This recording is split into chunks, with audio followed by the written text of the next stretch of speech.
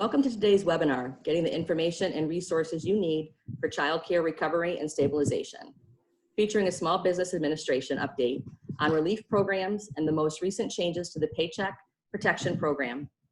You'll obtain the latest news on the agency's efforts to help small businesses and eligible nonprofit organizations with disaster relief. You will learn about the current status of these programs and how to take advantage of them. You will also get an overview of the most recent changes to the Paycheck Protection Program and hear how to maximize your forgiveness under the current Flexibility Act provisions. There will also be time to hear from you about any questions or concerns you have about these programs. Today, you'll be hearing from New Hampshire's Department of Health and Human Services about the following timely topics: the SBA update on disaster relief programs and the most recent changes. We have special guest Rachel Roderick and Wendell Davis. Department of Health and Human Services update with Marty Ill, Deputy Director of the Division of Economic and Housing Stability. An update on child care emergency policies and child care recovery and stabilization program funding applications with Diane Chase, Assistant Bureau Chief, and Deborah Nelson, Bureau Chief of the Bureau of Child Development and Head Start Collaboration. In addition, there'll be an update on Child Care Aware of New Hampshire, Programming and Services with myself, and a question and answer period as well. To promote full active participation in today's webinar, the chat feature will not be available during the call for view. Questions will be addressed at the conclusion of today's webinar with Emma's assistance, and we'll also have a Q&A period after following Rachel and Wendell. So this afternoon, we'll be hearing from our featured guests from the Small Business Administration. Before I introduce Rachel, I think Deputy Director Marty Ill wants to say a few words. Marty? Hi, welcome. Initially, I heard through conversations with providers that a lot of people were experiencing difficulty getting help with their PPP loan. At the same time, I participated in a Whole Family's Approach to Jobs regional call where I heard about the SBA's efforts to help childcare programs apply for PPP loan forgiveness. After reading a number of childcare recovery and stabilization program applications, it really reinforced the need for this type of support. And particularly because the Bureau of Child Development and Head Start Collaboration can't really help with this PPP loan forgiveness. So as a result of that call and subsequent conversations, we're really excited today to provide this valuable opportunity for a direct conversation with the SBA. This is a step towards our goal of providing support to all childcare providers, as we know this is really important for your financial viability. Back to Tracy. Thank you.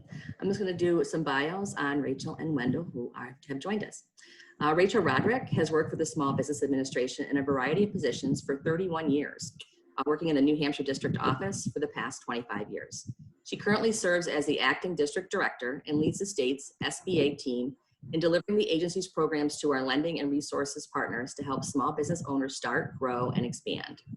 Prior to taking on this leadership role, she served as the Deputy District Director, and has worked many years as a business opportunity specialist, primarily focusing on the agency's government contracting programs. She's joined by Phil as well. Wendell G. Davis is the New England Regional Administrator. He was appointed the Regional Administrator for SBA's Region 1 by President Donald J. Trump on January 8th, 2018. In his role as Regional Administrator, Davis oversees SBA's financial export, disaster relief, government contracting, and business development programs for the 6 New England states. Please welcome Acting District Director for New Hampshire, Rachel Roderick, and SBA Regional Administrator, Wendell Davis. And Phil, welcome. Good afternoon, Tracy, and thank you for that introduction. And Rachel, I'll be brief so you can start with the presentation. And I want to thank Marty too, because she is absolutely right. We had a regional call with all kinds of different stakeholders throughout the region, and Marty immediately called me right after that meeting and says, hey, what can we do up in New Hampshire? And Tracy, I want to thank you and the Southern New Hampshire services, and Tracy with the New Hampshire DHHS for being ahead of the curve and being proactive and recognizing childcare facilities and home care facilities as being so critical, you know, to what we're all trying to accomplish as we look for economic recovery. You know, for our part, the regional SBA office, we've partnered with FEMA as part of the COVID-19 Economic Recovery Task Force that they have set up. And we're working incredibly hard and in concert with the many federal agencies and state agencies, like, again, the New Hampshire DHHS, to really, we're trying to coordinate and foster, a robust and complete economic recovery. We're identifying underserved communities and underserved sectors like childcare facilities, that ultimately, when you think about it, childcare facilities, that's one of those sectors that's going to hold up our recovery process if we're not being proactive. And through the collaborations and the conversations, we're identifying the critical needs of the regional economy and then providing guidance and resources to states and communities to facilitate that rapid and full recovery, which is so important, which we're all looking to do right now. A little bit of context. It wasn't that long ago. We had a strong economy pre-pandemic, and there's really no reason why, with small businesses and specifically childcare facilities taking the lead, that we can't return to that economy and make it even stronger.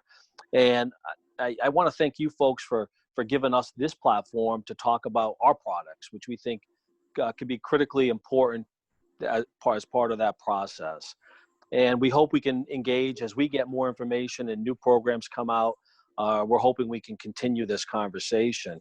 One thing I'll stress, and I know Rachel's going to get to this too, is that I know we're going to talk about forgiveness, and there's some really favorable legislation that came out with the Flexibility Act about a week and a half ago that is really favorable for small businesses and specifically childcare facilities in terms of making that PPP loan essentially a grant. But I do want to emphasize that if there's still folks out there that are wondering whether or not they should get that PPP loan, be mindful. June 30th is the deadline for banks to apply, then to get approval from the SBA. So if you're not sure, you haven't done it, reach out to Rachel in the district office, and we'll make sure we put you in contact with folks that can help you get that PPP loan. So again, June 30th is that deadline. And Rachel, if you're ready, go ahead and take it away and talk about some of the different programs we have out there for the folks on the call. Great, thank you so much, Wendell, and thanks to Marty and Tracy and Emma for hosting us on today's webinar. So I'm joined here by Phil Frechette, who's a lead in our office and deals a lot with the lenders to help them work through these programs and get the benefit out to the small businesses. So if you could just go to the next slide, I'll just give you a overview of the different debt recovery programs, disaster recovery programs that SBA has going on right now. So beginning in March, the SBA across the country accepted declarations from the governors and declared a disaster because of the coronavirus, which opened up a variety of different programs. The first program that opened up in the States was the Economic Injury Disaster Loan Program. So that program is a direct loan that businesses can apply for to get that emergency working capital funds that they need to help them get through to normal business operations. So that program is now reopened. It closed for a bit while they were working through a backlog of applications, but it is now reopened for anyone that hasn't taken advantage of that. You can apply online at a very streamlined application process. You can also opt in for in advance with that program, which is between $1,000 and $10,000, depending on the amount of employees that a business has, that shows up in your bank account. And then the disaster center will be in touch on the loan piece. And for the loan piece, again, it's for that emergency working capital. It's for, it's a direct loan with a low interest rate of 3.75 with no payments for the first 12 months and a maturity of 30 years, making the monthly payments as low as possible. There's no cost to apply. There's no penalty for people to pay it off early if they're able to. So it's a really great program to help people with some needed working capital. We've done about 7,000 loan approvals under that program in New Hampshire so far. They're still working through a lot of those applications. So if you're waiting within the next couple of weeks, we would expect that you would hear from the disaster center. And we've done about 15,000 of the advances so far for the state. One program that kind of piggybacks that is the SBA Express Bridge Loan Program. And that's where you can work with one of our express lenders. So these are lenders that have delegated authority under this specific program that we have. And under that program, they're able to do a loan to a borrower unsecured up to $25,000 that can be paid in full with the long-term economic injury disaster loan once you get it approved through the SBA. So that's just a way to get funds to people a little bit quicker if you're waiting for the disaster center to get through the process of the application and get the funds to you. Another great resource for people is the debt relief programs that SBA is offering. So beginning, I believe in April, Phil can correct me if I'm wrong, SBA began making principal and interest payments for anyone that had an SBA loan for 6 months, and those are forgiven payments. So we're not deferring the payments. SBA is actually paying those payments on behalf of the business to the lenders. We're also offering that on any new loans that a business may need that are approved and dispersed by September 27th. So that can be a really great benefit for people to get those 6 months of payments. It can be used for our microloan program, which we have a couple intermediaries in New Hampshire that offer those that are up to $50,000, but it can also be used for any of our other programs.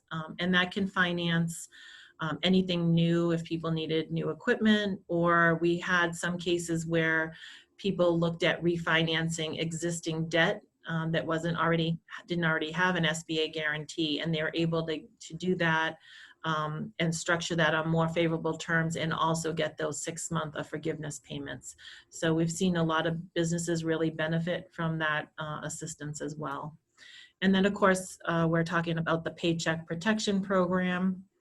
For anyone, we can go to the next slide if you don't mind. For anyone that hasn't applied, as Wendell mentioned, the deadline is coming. So we will be, the SBA will be accepting applications up till midnight on June 30th. And that program is basically an incentive for small businesses to keep their workers on the payroll. So that was created by the CARES Act. So it's a brand new program that SBA is administering that was passed by Congress and signed by the President because of the CARES Act. As Wendell also mentioned, there's been recent flexibilities with the program, with the Paycheck Flexibility Act, which passed just, I think it was June 5th, which gave people a lot more flexibility on how to use the funds and how to get the funds forgiven. So we can get into the details about that for people that may have one of these paycheck protection programs. But for anyone out there that has not applied yet, we strongly encourage you to look at it, because most people, even if you do not have a payroll and it's just a sole proprietor and you don't have employees, you're still eligible to take advantage of this program. And it offers, as Wendell said, the majority, if not all of the loan will be forgiven at the end of the covered period. So we'll get into some of the specifics on it in the next few slides here, but definitely reach out to us if you haven't looked at it, because it's worth a look. Most people can benefit from the program if they haven't taken advantage of it yet. And can I just jump in there? Sure. So one comment on that too, as Wendell and Rachel mentioned, the end of that program is coming. June 30th is the last day for the PPP origination side, getting the loan. So if you're not sure if you want it, I would just recommend, or if it would be a good fit, I would recommend meeting with a lender now. And like Rachel had mentioned, most likely you will be eligible because it covers self-employed, sole proprietors. It covers 1, 2, 3 employees, no employees. And then there's some non-payroll costs that are eligible as well, which Rachel will touch upon. But you can at least get that loan in the queue. And even if you were to get a loan and decide that you didn't want it, you could always pay that back versus waiting till July 1st and the program not existing anymore. Good point. So we can move to the next slide. So for those on the call that have gotten one of the PPP loans, a lot of people are anxious and curious about the forgiveness process and how that's all going to work. So my notes here. So the process right now is SBA, basically the takeaway from the whole process would be that you want to wait to hear from your lender. So you want to wait to see how your specific lender is going to accept these forgiveness applications. The SBA nationwide is working on getting a platform. They're testing it right now on how we're going to accept these forgiveness applications from the lender. So they haven't reached out, probably because they're waiting for us to figure out this platform first. There was a couple forgiveness applications that were released publicly. One is the 3508, which is a borrower's form that you fill out for forgiveness. There's also an easy form that most people will be able to use to apply. Once the lender reaches out to you, you're going to have to provide the information that's on those forms and some of those certifications with the documentation that supports how you spent your funds. From there, once the lender receives a complete application, they need to submit it to SBA within 60 days, and then the SBA will turn around within 90 days and get the forgiveness amount back to the lender. Any amount of the loan that is not forgiven would turn into a loan, basically, depending on when you received your funds. If you received it before the Flexibility Act, you would have a 2-year maturity. If you get it after the Flexibility Act, it comes with a 5-year maturity at a 1% interest rate. If you're under that 2-year and you need longer, you can work it out with your lender to get up to the 5 years, but they just aren't going to re-sign all those notes because there was literally millions of applications that were already approved before that act passed. They also changed the payment deferment period on that. So there will be no payments due until SBA gets the money, the forgiveness money, back to the lender. Or if you haven't applied for forgiveness yet, if 10 months pass after your covered period ends, they'll be looking for principal and interest payments until the forgiveness is worked out. We can go to the next slide, please. So some of the eligible costs. So for payroll costs, one of the major thing that changed with the Flexibility Act is that originally the CARES Act had an 8-week covered period for employers to look at. Now it has moved up to a 24-week covered period. So this, for payroll costs, it can either be costs that are payroll costs that are paid or incurred during the 24-week covered period that can be eligible. And to make it easier for people to document your payroll costs, you can either start your covered period at when the money hits your bank account, so at loan disbursement, or you can wait until the beginning of the next pay period just to make the documentation easier for people. It can include, obviously, salary, wages, and similar compensation for your employees, up to, they do have a $100,000 cap, which is prorated for the covered period for anyone making over the $100,000. You can also include estimated tips, which probably I don't know if that applies to childcare. Maybe they tip people, I'm not sure. That mostly applies to our restaurant employers, but bonuses, hazard pay, any leave that you pay to your employees. It also can include if you pay any insurance premiums for health insurance, for retirement, your state unemployment taxes that you pay based on compensation. All of those can be used towards your payroll costs. And now, it was originally that it had to make up 75% of the loan. It can now make up 60% of the loan. So they allow more of it to be used for some of the non-payroll costs that people can use. They do have some restrictions on what the owner can compensate themselves for with the PPP funds. So if you're an owner employee, so you're a W-2 employee of your own business, you're capped at your 2019 cash compensation. And it says 8 weeks there, but you can either opt into 8 weeks, or if you decide to use the 24-week covered period, you can reimburse your compensation up to 2.5 months worth. And you can also include, if you're a W-2 employee, the retirement and the healthcare contributions.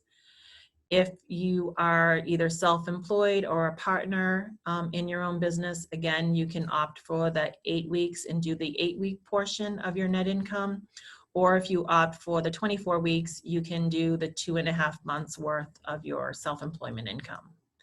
And for non-W-2 owner employees, so if you're just doing a Schedule C and doing owner draws, you are not able to take your any retirement and healthcare contributions for yourself. You can for the employees, but not for your own. Do you have anything to add to that? No. Okay. Next slide, please.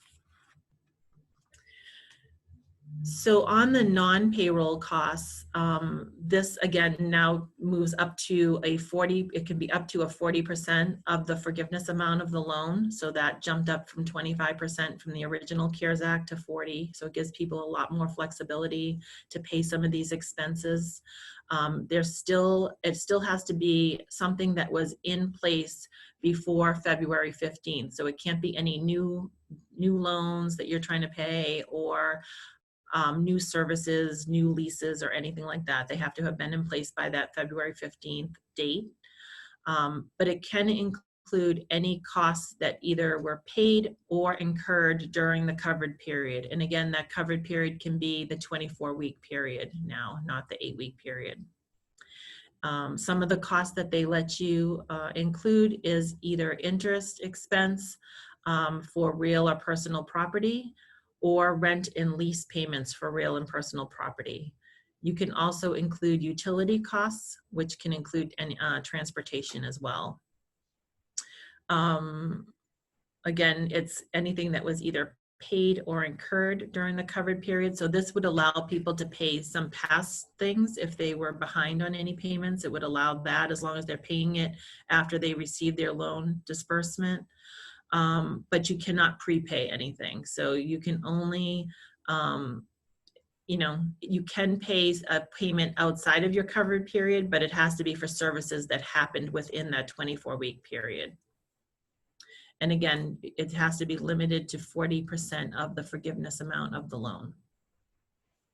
And only thing to add on this slide, it's a frequently asked question we get about triple net leases. So if you're familiar with that term, or if you're not familiar with that term, it's a lease that also includes interest costs and insurance in it. I believe insurance, not interest. Apologize.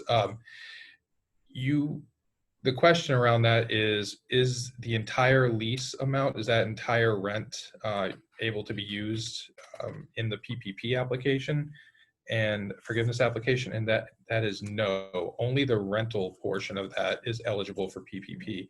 Just like how we limit it to mortgage interest charges, we're limiting it to just the rent, not the entire triple net lease amount each month. Good point. Okay, next slide, please. So these next couple of slides talk about, in the CARES Act, it talked about employers being eligible for full forgiveness if they were maintaining their full-time equivalents and the salary and wages of their employees. So there are some guidelines around that, and some ways that you can reduce your forgiveness if you don't meet these, but there's been a lot of exceptions to this. So we're gonna talk about that afterwards, but just to kind of define what the Act says so people understand, and then we can talk about ways to avoid the reduction of forgiveness based on these two things. So they're asking, having borrowers certify that you maintain your full-time equivalents during your covered period compared to a reference period. So there's a couple different reference periods that you can pick. So basically they want to, for you to compare what your full-time equivalents were based on that reference period to your covered period. And if there is a reduction in your FTEs, then that would reduce your forgiveness on the loan. So for example, if you had 10 employees during the reference period, and then during your covered period, after all the exclusions, you have 9 employees, that would be a 10% reduction in your full-time equivalents, which would result in a 10% reduction in the forgiveness amount of your loan. There are a lot of ways around that most people, if not all, will be able to avoid that, but that's what is in the legislation. So I just want to make sure that people understand that. And the way they're describing the full-time equivalents is that anyone that works 40 hours or more is considered one full-time equivalent. And then you have a choice on the part-time, if you have part-time employees, to either prorate them based on a 40-hour work week, or you can just count any part-time employees as 0.5 or half of a full-time equivalent to do the calculation. And you just use that same calculation for the reference period and the covered period. We can go to the next slide. The other provision in the CARES Act talked about maintaining employee salary and wages.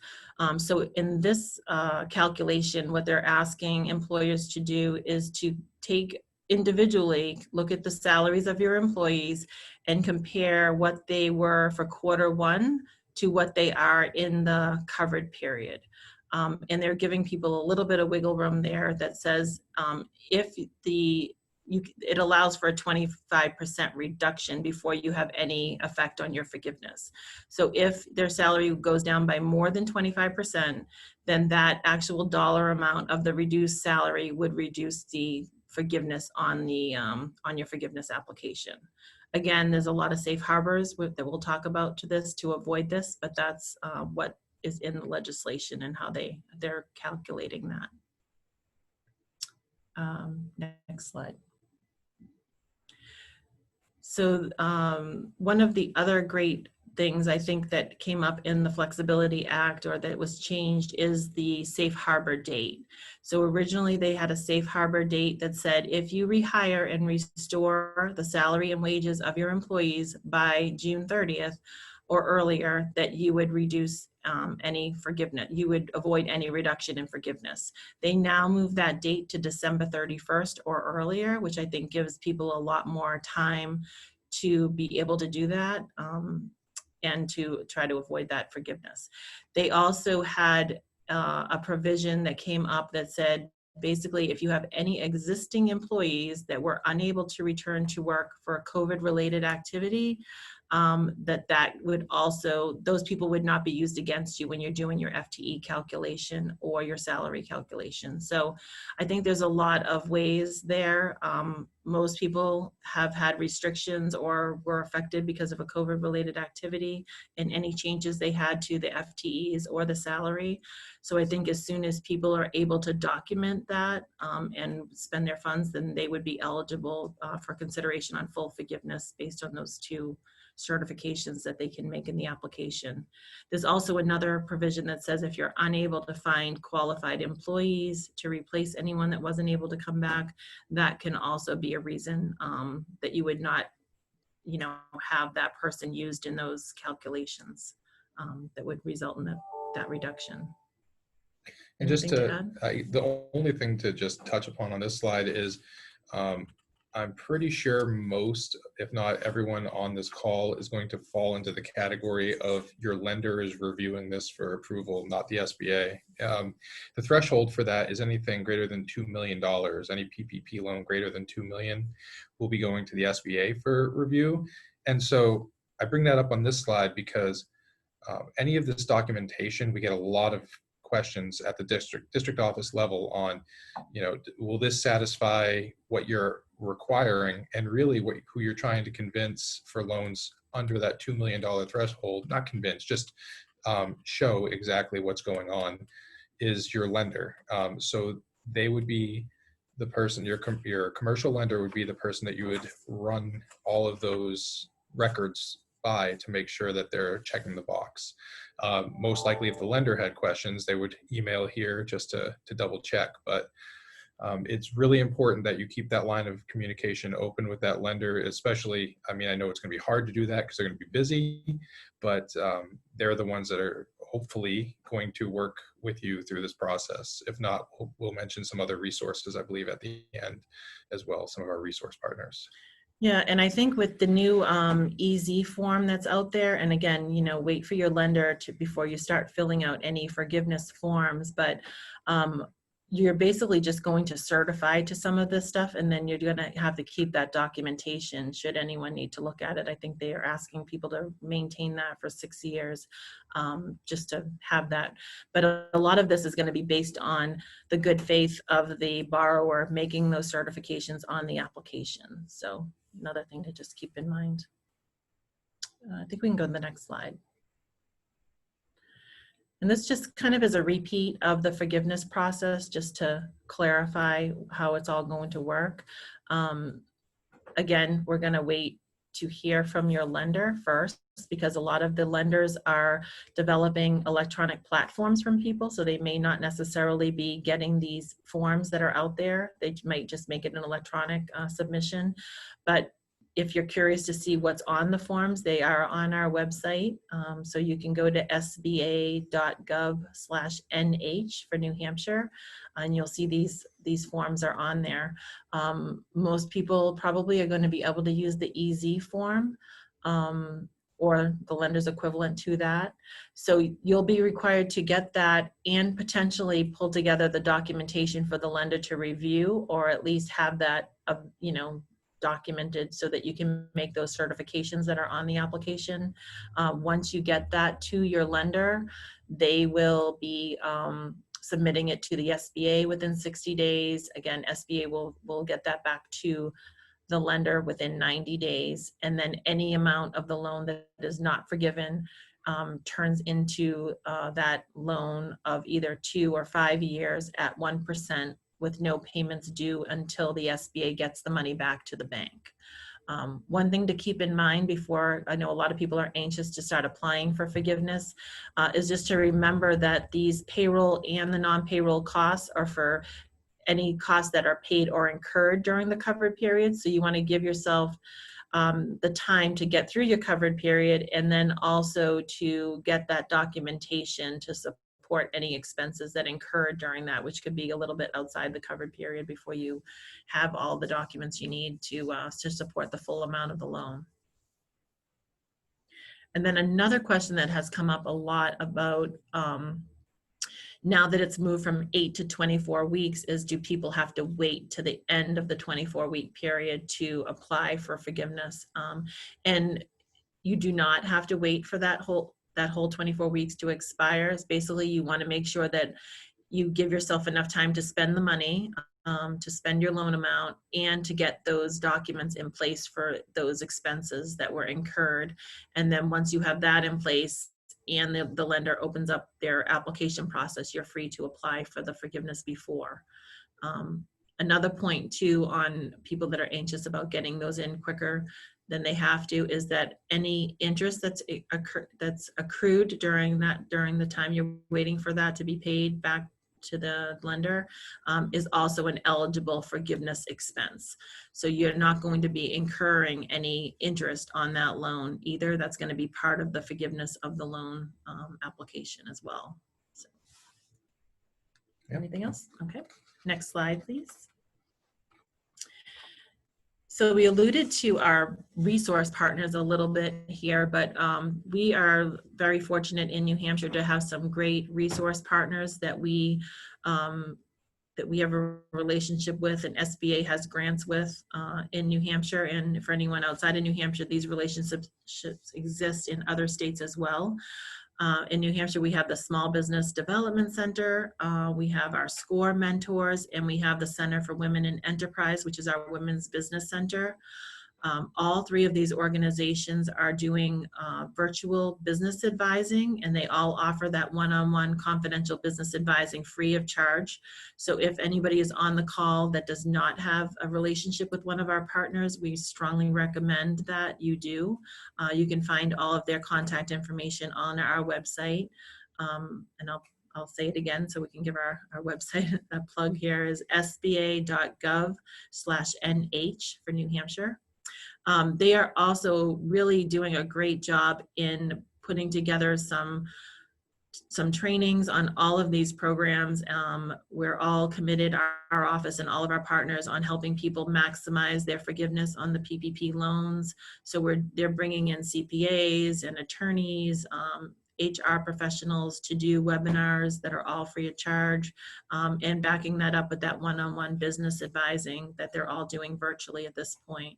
So reaching out to any of them to really, you know, they'll really hold your hand through a lot of that process is definitely a best practice. And it's good just to have that relationship with them for any business reason. They meet with people all the time for any really business advice and business purpose, but definitely during these times where there's a lot of programs, a lot of questions, a lot of, you know, moving parts, it's really important to have that technical assistance, I think, for people. So take advantage of that. And just one comment in case you're wondering why we skimmed over the Veteran Business Outreach Center, that is currently vacant, but they are under the umbrella of the Center of Women in Enterprise. So in any time in the future, if you wanted to reach out, you could always contact CWE, as we refer them to as, and see if that position has been filled.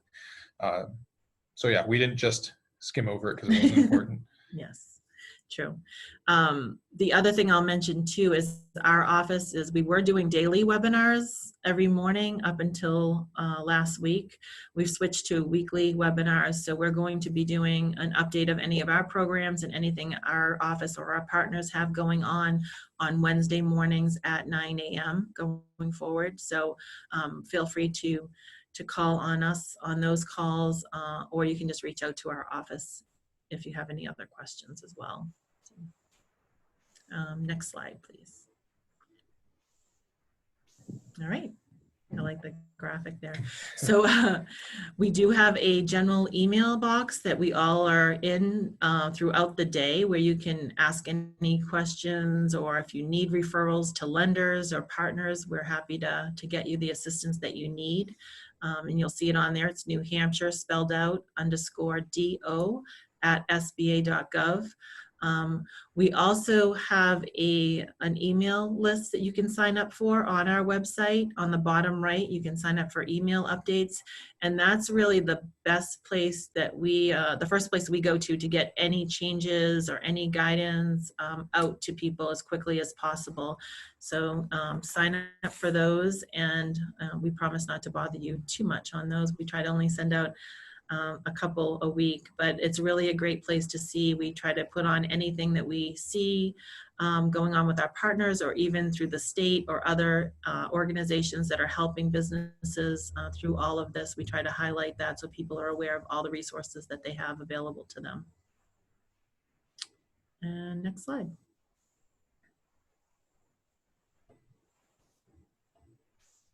Okay, so we have a couple of frequently asked questions that we were going to start out with, and then we can open it up, I guess. I think there's a chat going on that Emma's keeping track of, and she can send those questions over to us, and we'll do our best to answer them. All right, so frequently asked questions. For sole proprietors, what is the limit on how much of my PPP loan I can use to cover my net earnings?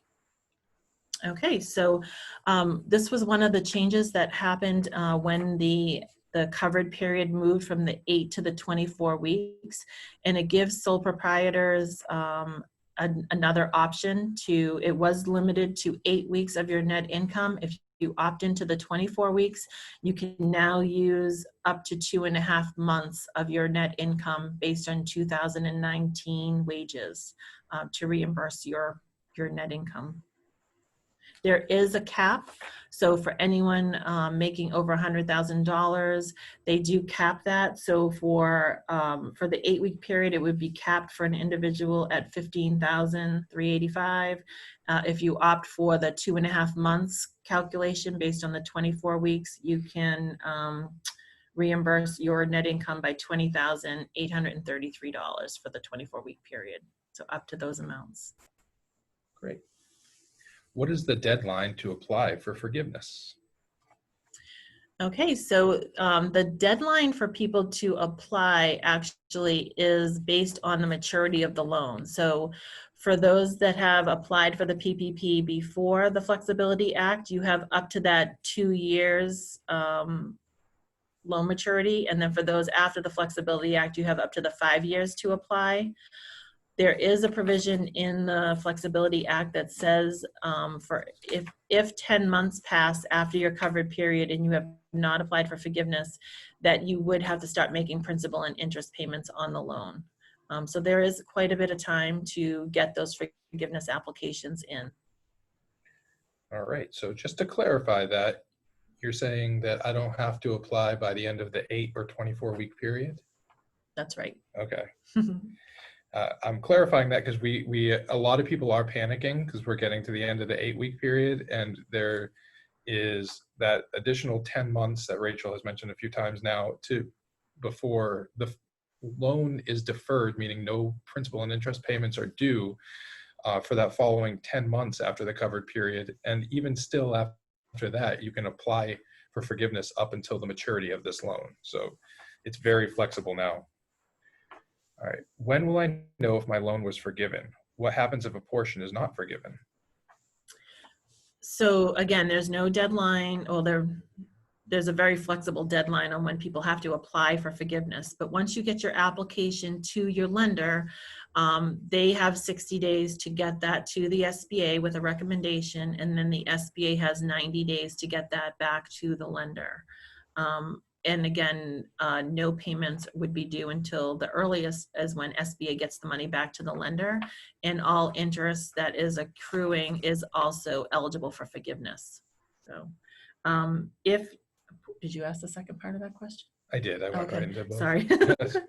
So if anything is not forgiven, then that would turn into the loan. So it would turn in either the 2-year or the 5-year maturity term on those loans at 1%. Great, thank you. Mm-hmm. If I opt, and I think you already addressed this one specifically earlier, but if I opt for the 24 weeks, can I apply before that if I used my funds? Yes.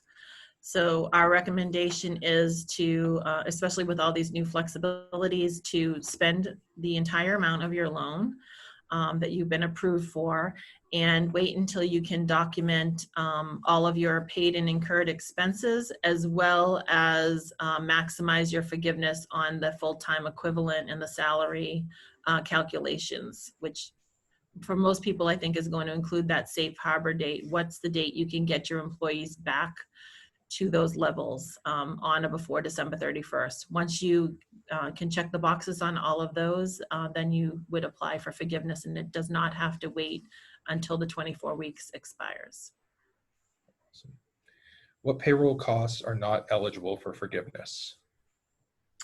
Okay, so the majority of payroll costs are eligible. There are a few things that are not. And if you happen to have any employees that do not reside in the United States, those people are not eligible. Their salaries are not eligible for PPP. Again, I've mentioned it a couple times that there is a cap on anyone earning over $100,000. Doesn't mean you take them out of the calculation. It just means that you can only use the funds to reimburse them for the portion of their $100,000 salary. So you reduce the salary to $100,000, and then you can take either the 8-week or the 24-week portion of that person's salary. If you happen to use paid somebody under the sick leave for the Families First Coronavirus Response Act, that means you're getting a credit already for that leave that you're paying your employee, and those funds would not be eligible for the PPP forgiveness. Any payments to independent contractors would not be part of it, and the employer portion of the FICA taxes are not eligible. All other gross payroll would be eligible, and only has to make up 60% or more of the forgiveness amount of the loan. Awesome. That's all the questions I have. Okay, so that's those are the ones we hear most often, but we can, if we're going to turn it over to Emma to. So I'm going to narrow it down to about 2 questions, and the rest that just because of interest of time. So whatever we don't get into, I will send to you when we will post. Okay. Some people are wondering if there is going to be a second round of PPP. Is Wendell still on the call? I am, and Oh. that's for folks that have a higher pay grade than me, the Right. professional folks. So, we're in charge of executing whatever Congress comes up with. So we're anxious to find out on July 1st, because it is clear that we're going to have in excess of $120 billion left over after spending over $600 billion. And getting $600 billion onto the streets throughout our nation. There's still $120 billion left. So what we're going to be able to do with those funds on July 1st is a question that is burning at all of us. So stay tuned. If there's any new information, we'll happily jump on a phone call and do another webinar so we can talk about whatever folks came up with July 1st or shortly thereafter. Great, thank you. And then the other one that I'm going to ask you is, if you have EIDL and PPP, do you need to pay the $10,000 advance back when you apply for forgiveness with the PPP? Yeah, so how that works is basically you would put in your forgiveness application based on the full amount of your PPP loan. And then SBA, when they're reviewing it, is going to cross-check. And if you did receive the EIDL advance, which is that $1,000 to $10,000, that would reduce the forgiveness that they're going to send back to the lender. So that would be would reduce your forgiveness amount, and that portion and any other portion of the loan that's not forgiven turns into that loan at the 2, 5, or 5 years at 1%.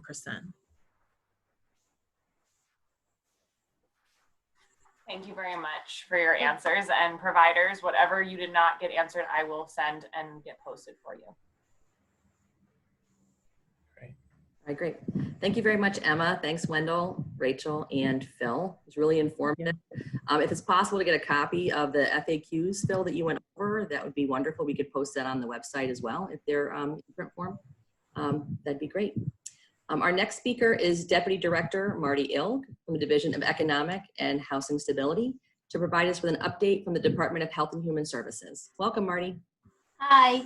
I guess I have a little bit of a different kind of update today. This is my grandson, and this is his first swim in ever, and it's in a swimming pool. For those of you who don't really know me, I'm pretty much new to this role. I started my job in March. I walked into the Brown building just as the majority of the DHHS staff were walking out with bags of equipment, prepared to work remotely for the foreseeable future.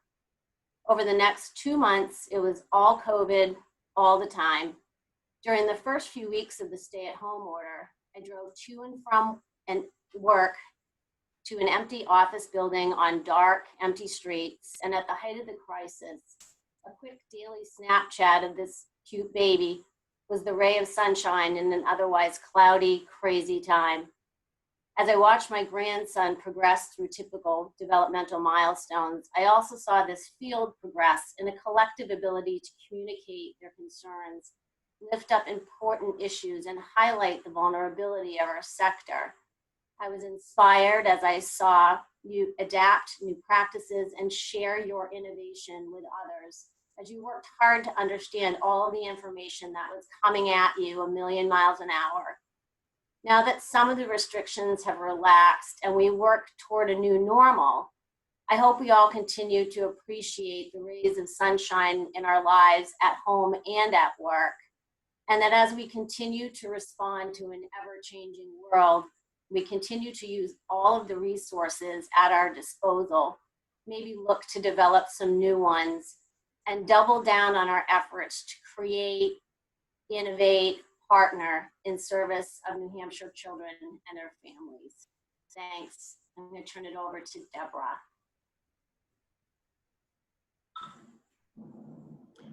Hi, actually, we're going to go to Diane next for that part of our update, and then I will go from there. Okay. Hello, all. You may say Emma Heath under my name, but I'm still Diane Chase. And I'm going to give a little bit of an update today on our child care recovery and stabilization program. And if we can flip to the next slide.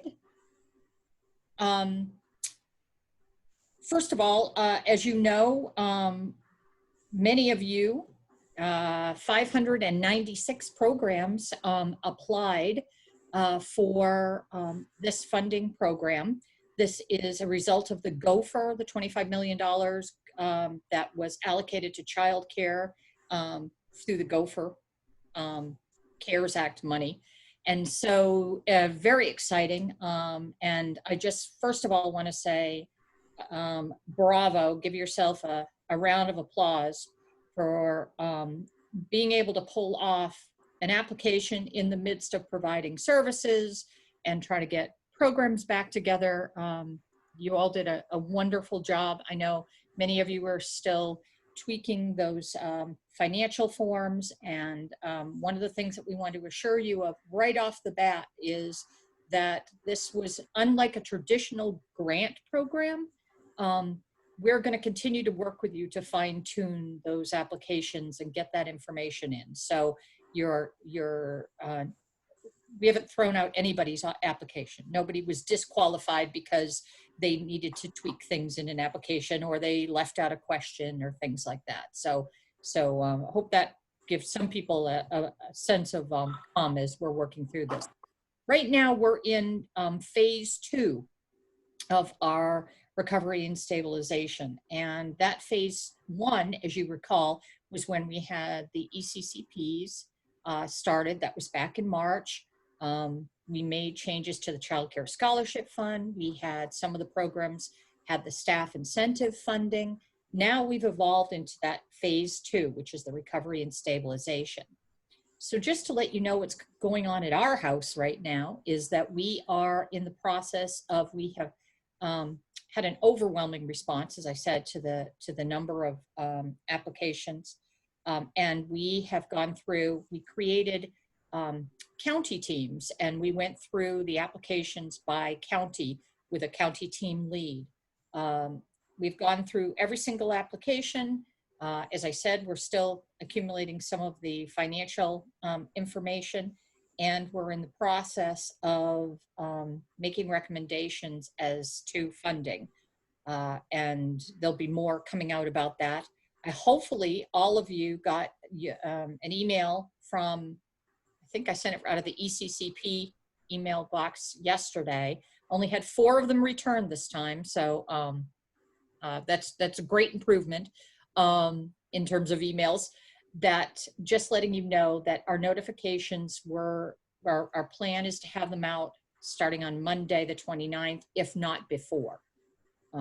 So you will not have heard anything yet. And don't worry that if you didn't hear anything, it doesn't mean anything. Also, those of you who we are still working with, you will still get notification telling you where you are in the process. So everyone by early next week will have some sort of email from us. Let's flip over to the next slide. I'm not sure. Just to give you a quick overview, I think we've, I don't know how much of this we've shared with you in the past, but the Child Care Recovery and Stabilization Program, it's designed to respond to the immediate needs, as well as building towards our future as an industry. Supports your operational, your workforce, your health and safety needs. Also helps you coordinate your business and family needs. And there is a 2 phases to the funding. There's a round 1, which is this initial that's going to come out, and then there'll be other steps involved with round 2 funding, as well as you saw on the arrow, that there's a 3rd phase to our recovery. And we're all keeping our fingers crossed that recovery is going to be the key here as opposed to relapse. Nobody wants to see, obviously, COVID come back again. But I feel like all of us, having worked together, that we really are prepared for how to address any outbreaks and things like that with the information from public health. And we have a good sense, thanks to all of you for sharing so much information about what your needs are, what your challenges were, that we have a better idea of where we're going to go forward from there, especially if we have have some of the repeat challenges. And if you want to flip to the next one, Trace. So just to give you an idea, the initial reward, you had to be a designated ECCP. You had to be physically located in New Hampshire. You had to be reopening by September 8th. And that included after-school programs, which we had a lot of applications. And again, we're all waiting to hear what school's going to look like in the fall. You had to have either a valid license, if that was applicable, or be a license exempt in fall, or have a camp license. And 75% of the children you served needed to be New Hampshire residents. And you submitted the completed application and the required documentation. And again, that last one there is every single one of those programs submitted an application that I mentioned, the 596. But not everybody got it exactly right, and that's all right. We're going to work with you to get it there. How did we review? As I said, we created teams, county teams, and went through each one of your applications. Every single application has been read by one or more individuals. And for this first round of funding, we had specific criteria, which we'll share in the award letters when they come out, well, all letters that come out.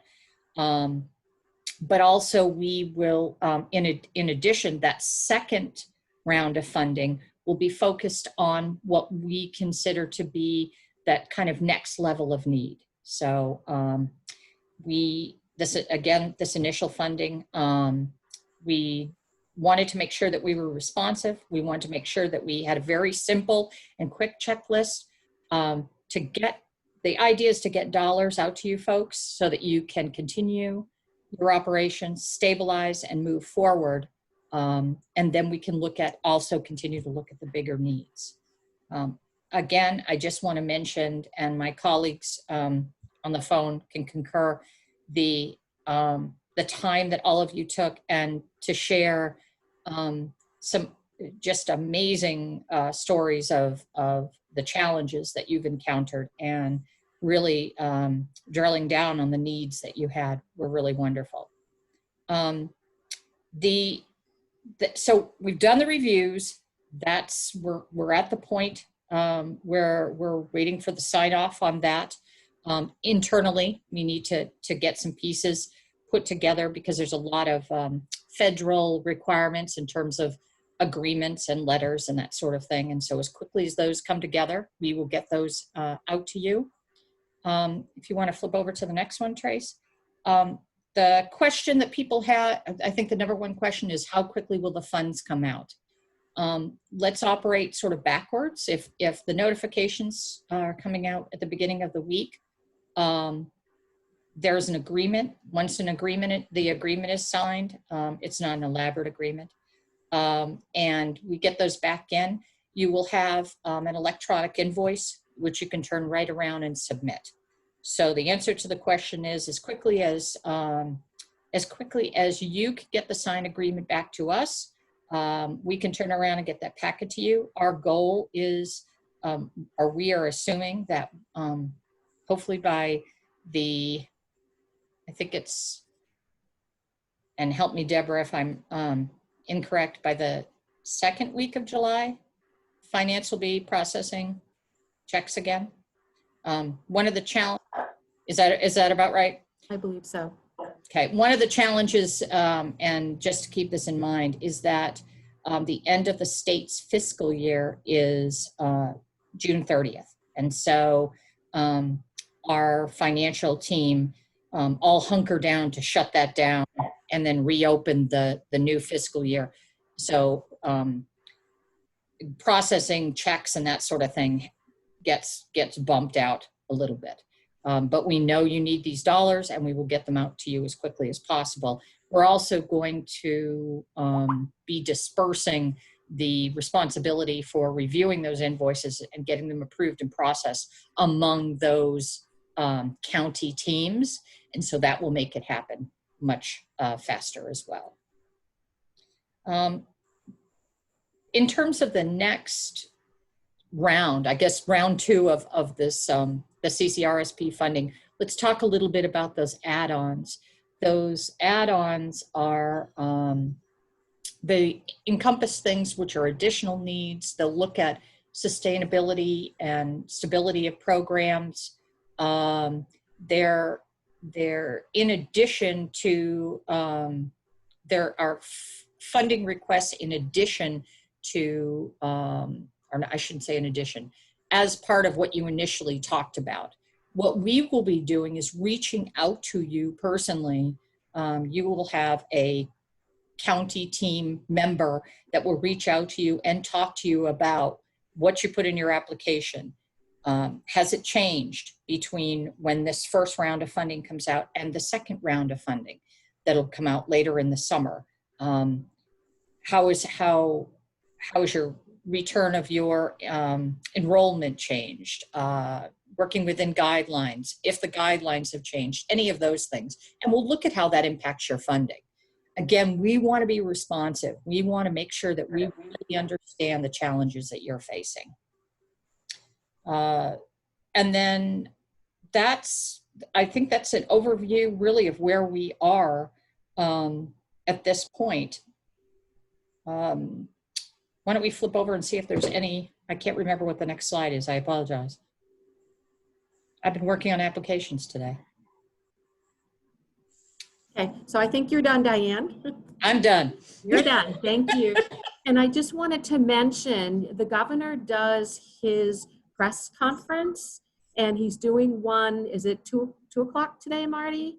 3 o'clock, thank you. So in time for you to get off from us and listen to him, he has requested talking points about the CCRSP application process and awards, and maybe providing more details than we were able to share with you just now. So listen to what the governor has to say, and after that press conference, we'll also be able to get more details out to people, because we know that you're wondering, how are you deciding on this, initial award, and and things like that. So the governor will be, we're thinking, talking to some of those questions. Okay, now we're going to turn from CCRSP to another part of our emergency response, which started right in the beginning in March and has continued and continues to be updated as we need to update it. That is putting emergency policies in place to help everybody navigate through the COVID-19 craziness.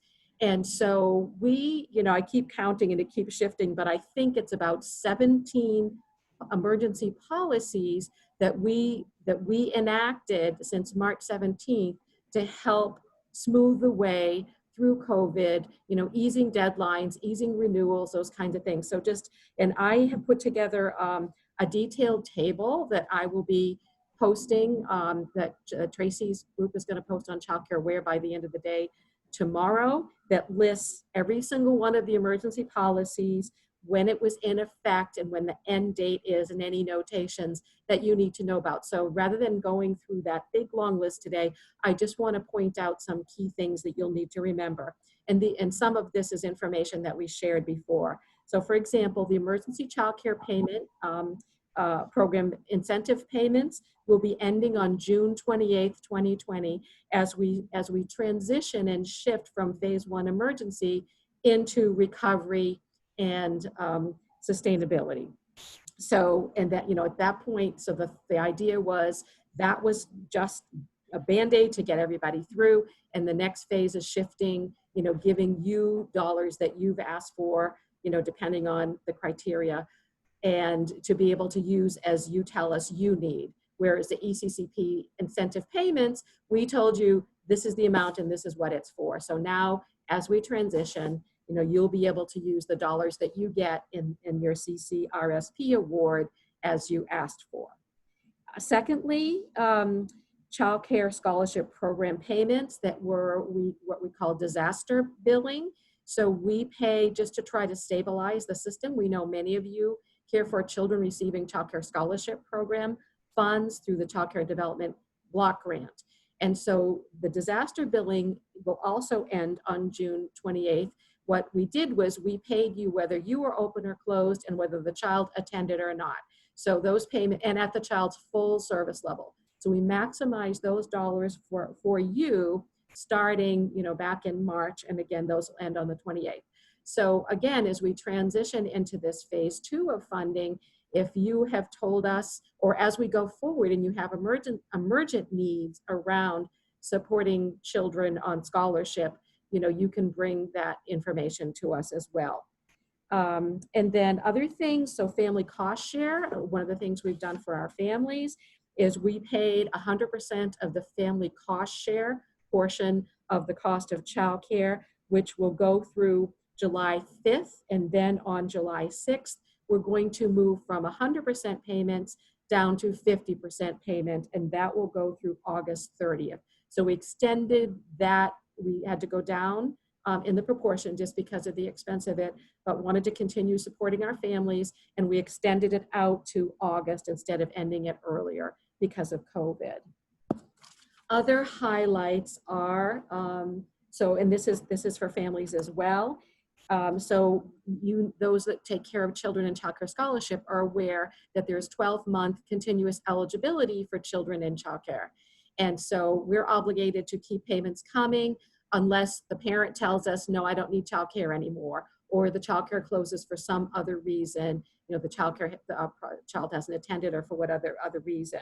But from our standpoint, that case remains open for a solid 12 months. Because of COVID-19 and everything blowing up and making it really hard on everybody, and state folks working remotely, we put into place that redeterminations for childcare eligibility that were due to come up right in the middle of COVID all got extended out between 4 to 6 months. So right now, families will get at their same level, at their same amount, right through until their redees are due again.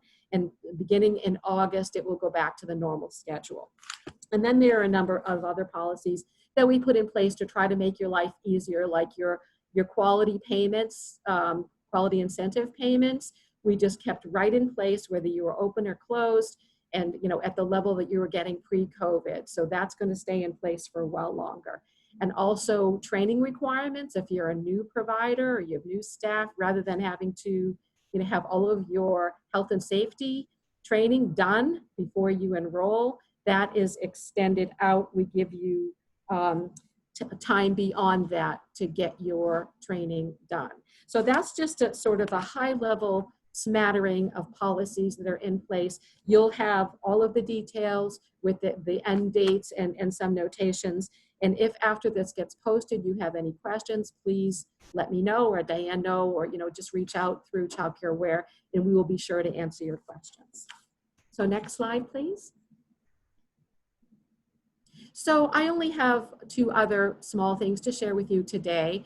One is an exciting initiative that DHHS and DOE are working on jointly to try to address the whole issue of summer camps and programming, and oh my gosh, what's happening, and what about all those kids, hundreds of kids that used to go to summer camp, and some of them aren't opening, and how do they do that, and social distance, et cetera, et cetera. So we know this is a really big challenge. So the DOE and us, and we have been working together. We have a committee looking at this.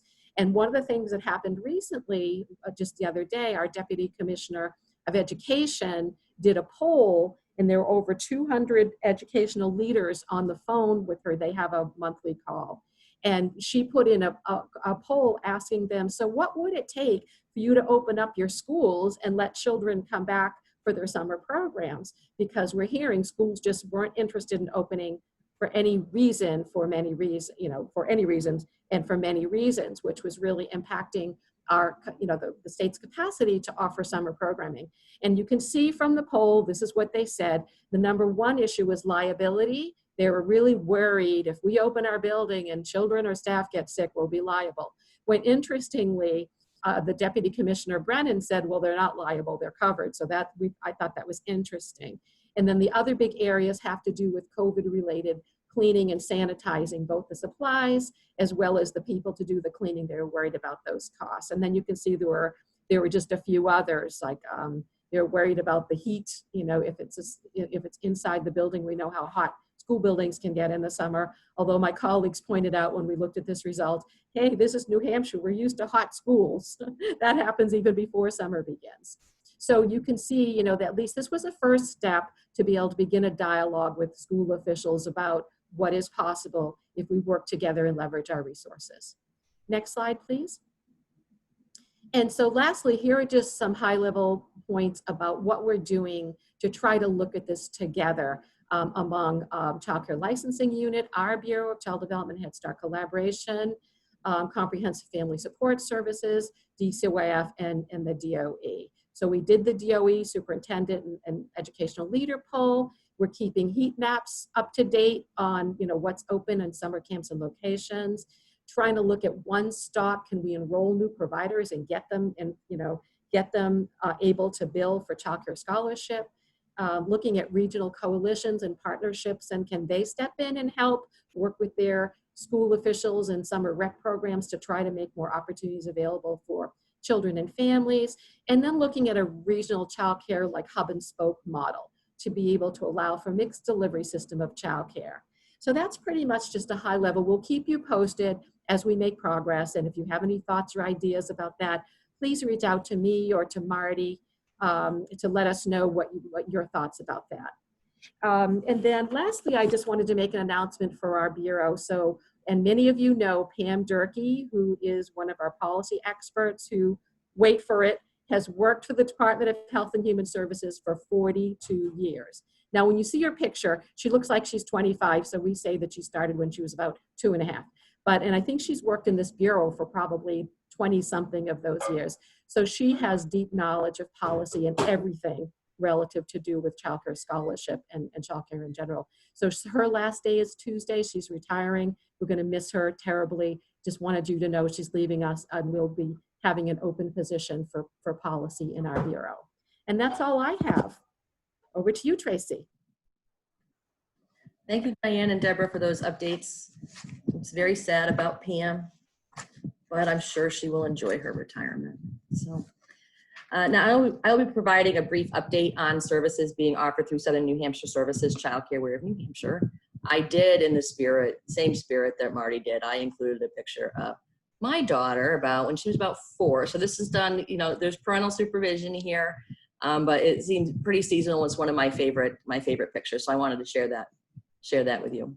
So as we indicated before, we still have the emergency child care lines established. Feel free to call those for your openings. If you're closed or reopening any vacancies that you have, that would be awesome.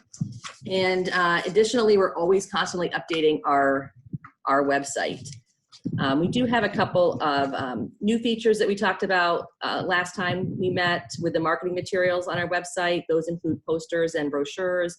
So if you're looking for materials to refer families to our services, you'll find information on the website pertaining to those materials as well. And then Jen was kind enough to collect some data in terms of live chat numbers. Live chat is a fairly new feature for us on our website. It has been very, very busy. We have had a total of 725 chats, and that's as of June 22nd, that number.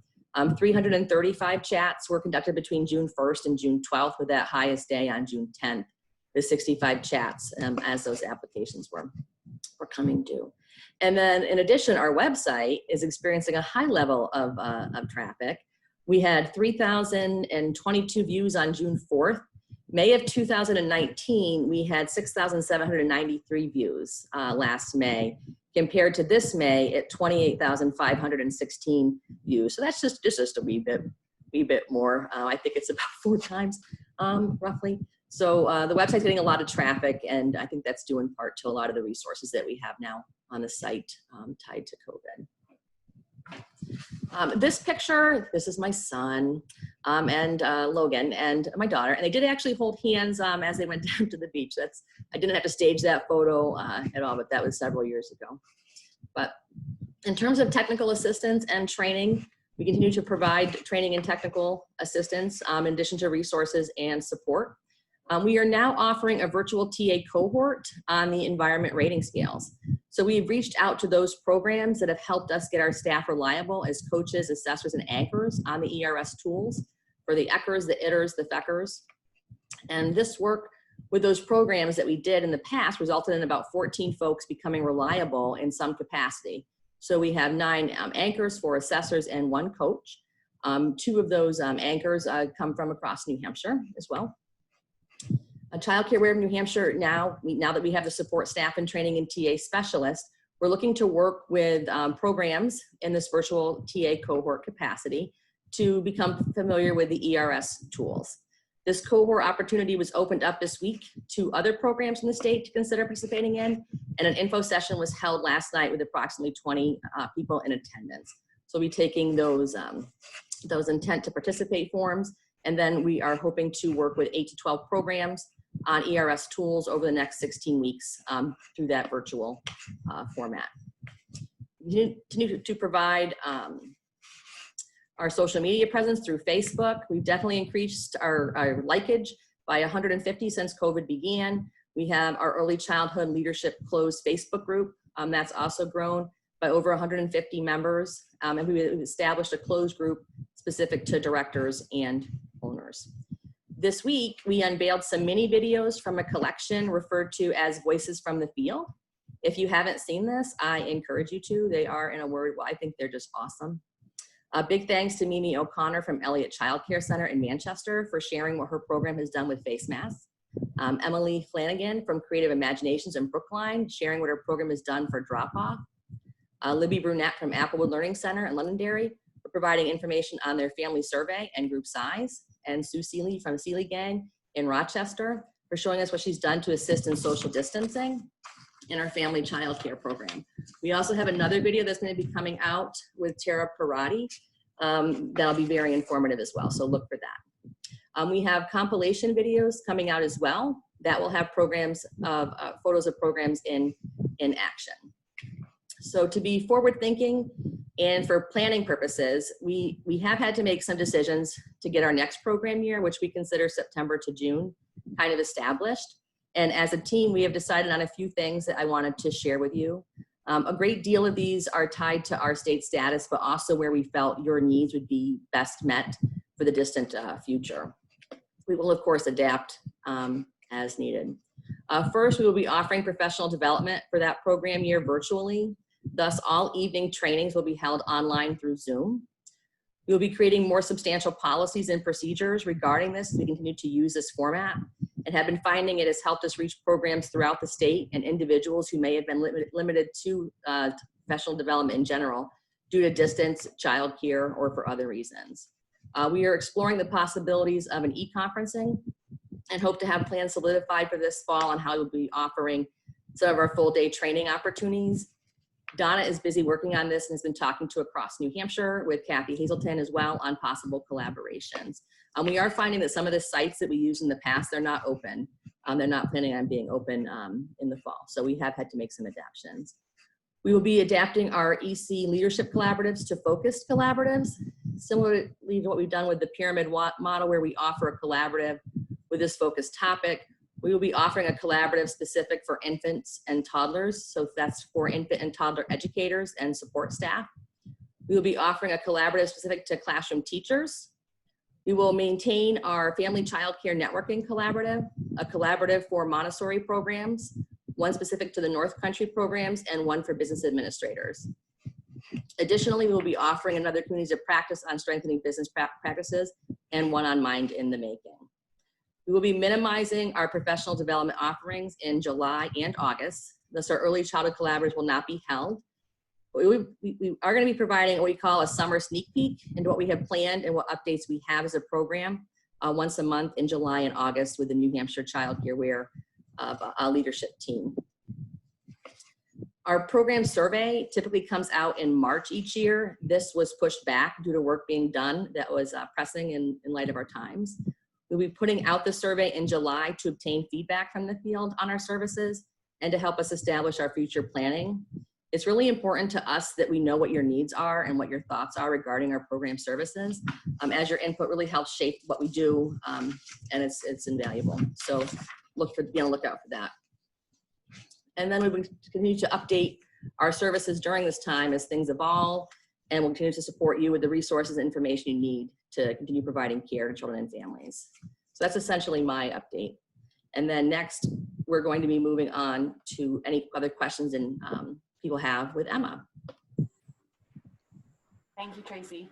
You're I welcome. have a few questions regarding the CCRSP for Diane. People are wondering if you need a vendor number to submit invoices.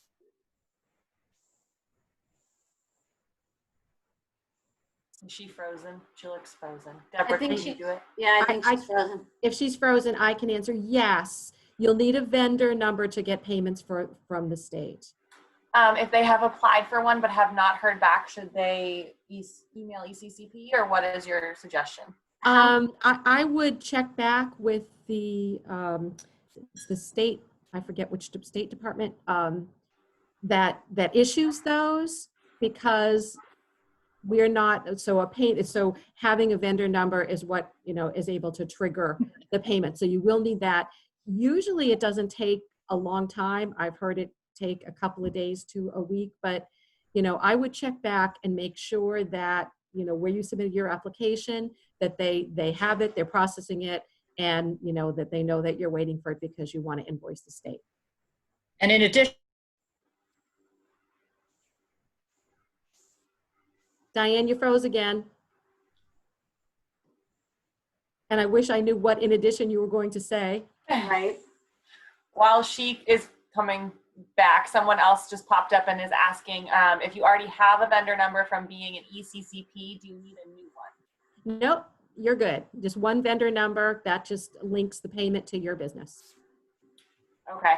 And then people are wondering about the CCRSPs, if the funds are going to be weekly, bi-weekly, or one lump sum, because we were speaking about invoices.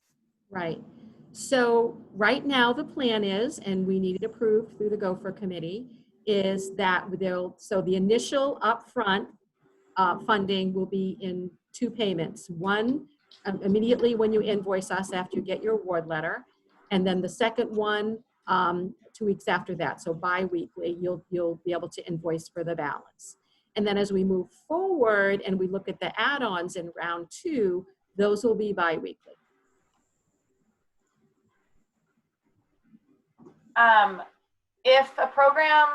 Does a program need to go through the governor and council process if funding is awarded through CCRSP?